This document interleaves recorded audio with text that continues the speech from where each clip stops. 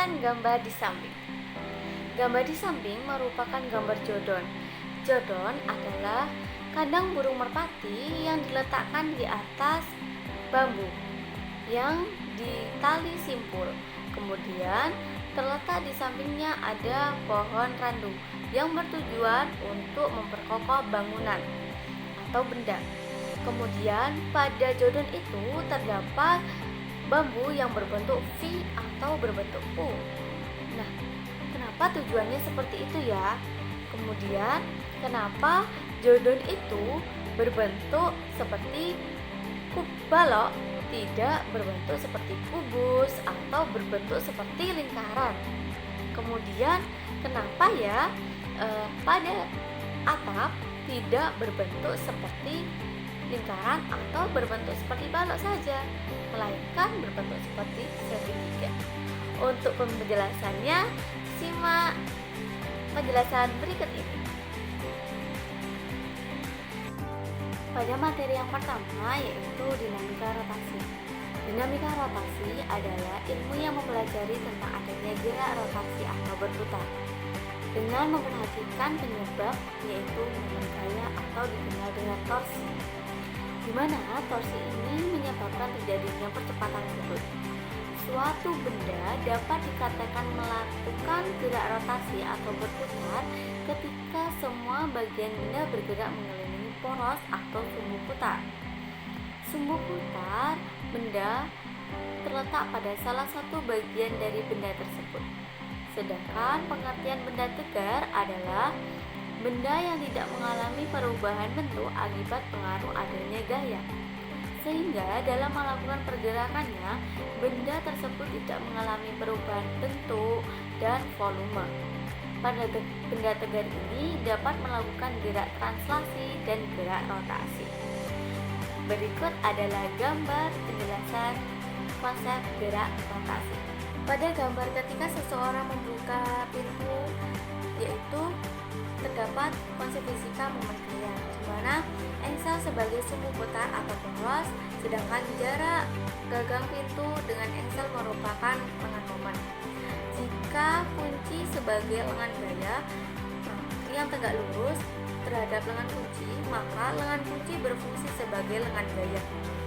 Tetapi apabila gaya yang diberikan pada tangan tidak tegak lurus dengan lengan kunci, maka lengan merupakan jarak yang tegak lurus dari sumbu putar dengan garis kerja gaya. Kemudian yang kedua, momen inersia.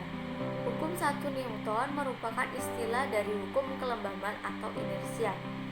Konsep dasar hukum inersia adalah benda memiliki kecenderungan untuk mempertahankan keadaannya, di mana itu benda diam maupun benda itu bergerak. Semakin benda tersebut susah bergerak akan menyebabkan momen inersianya semakin besar.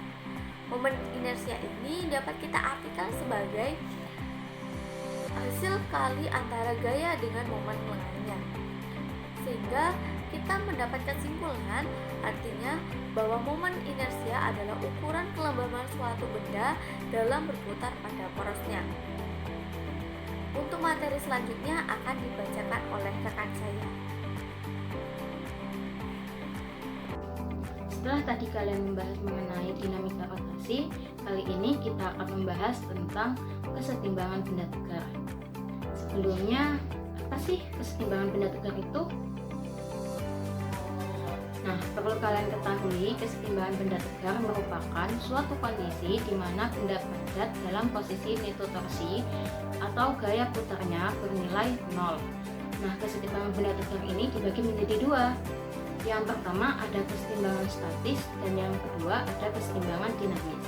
Kesetimbangan statis ini terjadi apabila benda tetap diam dan tidak mengalami rotasi. Sedangkan kesetimbangan dinamis ini terjadi ketika benda bergerak dengan kecepatan konstan atau tetap dalam gerakan rotasi.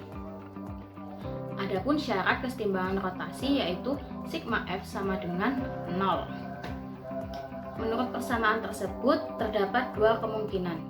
Yang pertama yaitu kesetimbangan translasi. Kesetimbangan translasi ini memiliki kaitan erat dengan keadaan gaya total pada suatu benda tegar dalam sumbu X, Y, dan Z adalah sama dengan 0, di mana dapat dirumuskan dengan sigma fx sama dengan 0, sigma fy sama dengan 0, dan sigma fz sama dengan 0.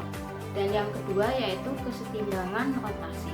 Kesetimbangan rotasi ini berkaitan dengan keadaan di mana total torsi atau momen gaya pada suatu benda tegak sekitar sumbu rotasi tertentu adalah 0, di mana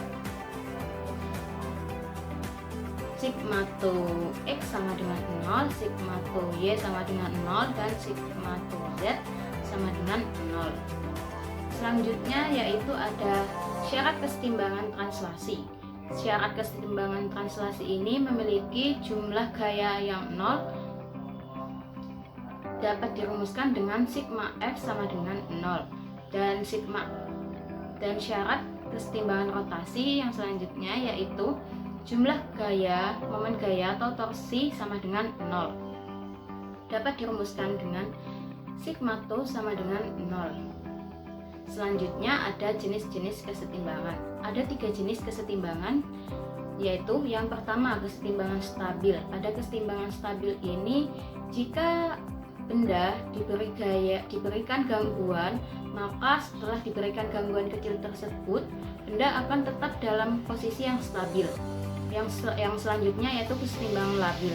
Kesetimbangan labil ini jika suatu benda diberikan suatu gangguan, maka setelahnya benda akan tetap dalam gangguannya tersebut, atau kemungkinan gangguannya akan lebih besar.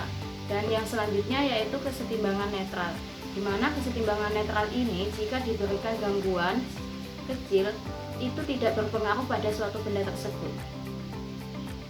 Yang selanjutnya yaitu ada 2 persamaan, di mana pada kesetimbangan benda tegar yaitu momen kopel dan titik berat benda. Momen kopel ini merupakan pasangan gaya yang besarnya sama. Momen kopel ini bekerja pada suatu benda yang akan menyebabkan terbentuknya kopel. Nah, rumus dari momen kopel ini yaitu M sama dengan F dikali D.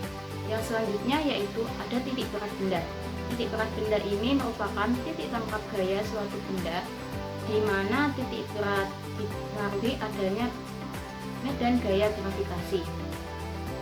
Penentuan letak pada titik berat ini dilakukan dengan cara memperhatikan benda yang bersifat homogen dan beraturan, di mana terdapat 2 persamaan yaitu x0 dan y0, di mana x0 dan y0 ini persamaannya sama, tetapi proyeksinya saja yang berbeda, yaitu x0 sama dengan x1 dikali w1 plus x2 dikali w2 per w1 plus w2 dan seterusnya. Yang selanjutnya yaitu y0 sama dengan y1 dikali w1 plus y2 dikali w2 per w1 plus w2 dan seterusnya. Hai, nah setelah kita belajar apa itu dinamika rotasi dan kesetimbangan benda tegar, nah sekarang selanjutnya kita akan berlatih latihan soal tentang kesetimbangan benda tegar dan dinamika rotasi. Tanpa pikir panjang, yuk kita langsung. Nah, di sini ada soal yang pertama, di mana dari gambar-gambar berikut yang termasuk kesetimbangan labil, stabil, dan netral secara berturut-turut adalah, nah di sini soal tersebut kita ditanya tentang kesetimbangan benda tegar yang mana kesetimbangan ini merupakan kesetimbangan dari jenis-jenisnya. Nah, dari gambar 1 bisa kita lihat ini adalah benda yang stabil, kesetimbangan stabil. Mengapa demikian? Dikarenakan titik pusat benda berada di titik tengah bagian bawah, tepat benda diletakkan. Kemudian yang kedua, ada gambar kedua itu kesetimbangan labil. Dikarenakan titik pusat benda berada di bagian atas dan jauh dari benda tersebut diletakkan. Dan yang ketiga, yaitu gambar ketiga, yaitu bersifat netral. dikarenakan titik pusat berada di bagian tengah benda dan akan terus mempertahankan posisinya. Nah, jawabannya yang benar adalah jawaban D, yaitu 2, 1, 3 secara berturut-turut. Oke, selanjutnya soal nomor 2. Soal nomor 2 di sini yaitu keseimbangan adalah suatu kondisi benda dengan resultan gaya dan resultan momen gaya sama dengan 0. Nah, dalam beberapa peristiwa benda dikatakan dalam keadaan setimbang apabila kita ketahui jika awalnya benda tegar itu dapat diam, maka akan tetap diam. Namun, jika awalnya benda tegar tersebut bergerak dengan kecepatan konstan, maka ia akan tetap bergerak dengan kecepatan konstan juga. Nah, adapun syarat kesetimbangan tegar sebagai berikut. Yang pertama, jumlah vektor dari semua gaya yang bekerja pada benda harus memiliki angka 0, atau bisa juga dituliskan sebagai sigma fx sama dengan 0 dan sigma fy sama dengan 0. Syarat yang kedua yaitu adalah total momen gaya atau torsi yang bekerja pada suatu benda akan sama dengan angka 0, atau bisa kita tuliskan sebagai sigma t sama dengan 0. Nah, jawaban itu adalah jawaban yang dapat dijawab oleh soal nomor 2. Nah, berikutnya soal nomor 3. Nah, di sini soal nomor 3 menyatakan pada gambar di bawah ini terlihat dua orang anak, yaitu seorang anak perempuan dan laki-laki yang sedang bermain jungkat-jungkit. Nah, masa kedua anak sama besar dari jarak kedua anak tersebut dari titik temu jungkat-jungkit. Jungkat-jungkit itu sama panjang. Nah, jika anak laki-laki ingin membawa tasnya ikut saat bermain jungkat-jungkit, misalkan saja tasnya itu berisi kurang lebih beratnya 2 kilo. Nah, yang harus dilakukan agar kedua anak tetap dalam keadaan setimbang adalah,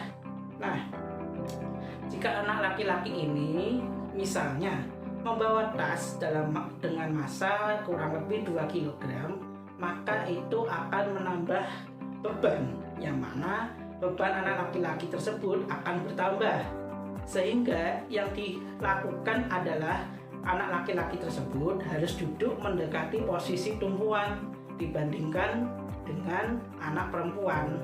Nah, atau anak perempuan duduk lebih jauh dari posisi tumpuan dibandingkan dengan anak laki-laki, sehingga jungkat-jungkit akan tetap dalam keadaan setimbang. Nah, ini sesuai dengan hukum kesetimbangan, yang mana syarat kesetimbangan harus bernilai 0. Jika tidak, kita tidak dapat menemukan jawabannya. Nah, karena soal ini jawabannya adalah D, yaitu anak laki-laki duduk lebih dekat dari posisi tumpuan dibandingkan dengan anak perempuan tadi. Nah, di sini saya akan melanjutkan penjelasan dari rekan saya, yaitu pada bab tentang penerapan kesetimbangan benda tegar dalam kehidupan sehari-hari. Yang pertama adalah pada struktur utama bangunan jodon atau kandang burung dara, di mana jodon ini adalah kandang merpati yang berbentuk balok dan struktur utamanya ditopang oleh sebuah kayu atau bambu sebagai penopang utama, dan di dalam jodon tersebut terdapat sekat-sekat yang membatasi, yaitu pertama ada bagian pondasi jodon yang diletakkan di atas batu dan berbentuk oval yang dibenamkan dalam tanah sebagai pondasi dasarnya untuk menahan jodon. Yang kedua ada jembatan gantung, di mana jembatan gantung ini kesetimbangannya terletak pada struktur yang stabil, di mana konsep kesetimbangannya yang diterapkan meliputi kesetimbangan statik ketika semua gaya yang bekerja pada jembatan seimbang sehingga jembatan tidak dapat bergerak. Gaya-gaya ini termasuk berat jembatan, beban lalu lintas, dan gaya tarik kabel. Yang kedua ada gaya tegangan pada kabel. Kabel utama pada jembatan gantung harus menahan tegangan besar akibat beban dari dek jembatan. Kabel ini mentransfer beban ke menara penyangga yang kemudian menyalurkan ke pondasi. Yang ketiga adalah kesetimbangan momen atau torsi, pada setiap bagian jembatan harus seimbang. Hal ini berarti bahwa sum dari semua momen gaya yang bekerja di satu titik harus 0 untuk mencegah rotasi. Yang ketiga, diterapkan pada lampu lalu lintas yang digantung dipasang pada tiang. Pada konsep kesetimbangan ini adalah untuk mencegah agar tidak miring atau roboh. Konsep kesetimbangan yang diterapkan meliputi kesetimbangan statik, di mana tiang lampu lalu lintas harus didesain sedemikian rupa sehingga beban dari lampu dan angin dapat diimbangi oleh kekuatan dan kestabilan struktur tiang. Yang kedua adalah distribusi beban, di mana lampu harus dipasang sedemikian rupa sehingga beban terdistribusi merata, mencegah tiang miring atau bengkok. Pemasangan yang tepat membantu menjaga pusat massa di posisi yang stabil. Yang ketiga ada penopang dan fondasi. Fondasi tiang harus kuat dan cukup dalam untuk menahan gaya-gaya eksternal seperti angin kencang atau beban salju. Penopang yang kuat memastikan tiang tetap tegak dan tidak bergeser. Yang keempat diterapkan pada ayunan yang diam, di mana pada ayunan yang sedang tidak digunakan. Kesetimbangan adalah kondisi di mana semua gaya yang bekerja pada ayunan saling mentiadakan sehingga ayunan tetap diam. Konsep kesetimbangan yang diterapkan meliputi kesetimbangan gaya vertikal, di mana berat ayunan harus diimbangi oleh tegangan pada tali atau rantai yang menahannya. Tali atau rantai ini harus mampu menahan beban ayunan dan gaya gravitasi. Yang ketiga adalah kesetimbangan momen. Pusat massa ayunan harus berada di bawah titik gantungnya untuk memastikan bahwa tidak ada momen yang menyebabkan ayunan berputar atau bergoyang. Yang ketiga adalah stabilitas struktural. Struktur pendukung ayunan seperti bingkai atau penopang harus kuat dan tidak boleh bergeser atau bergoyang. Hal ini memastikan bahwa ayunan tetap di posisinya ketika tidak ada gaya eksternal yang signifikan pada ayunan.